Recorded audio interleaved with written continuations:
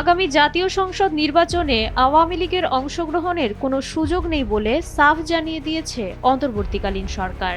বুধবার বিকেলে foreign service একাডেমিতে আয়োজিত এক ব্রিফিংয়ে প্রধান উপদেষ্টার প্রেস সচিব শফিকুল আলম সরকারের এই স্পষ্ট অবস্থান জানান।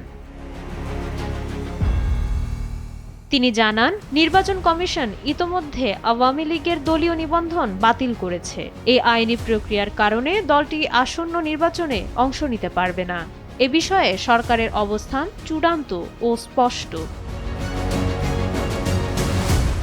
আসন্ন জাতীয় সংসদ নির্বাচনে রাজনৈতিক দল হিসেবে নিবন্ধন হারানোয় নির্বাচনী লড়াই থেকে পুরোপুরি বাইরে থাকছে আওয়ামী লীগ।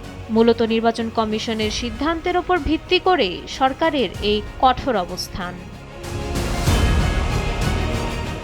মাইশা মালিহা, সময়ের আলো।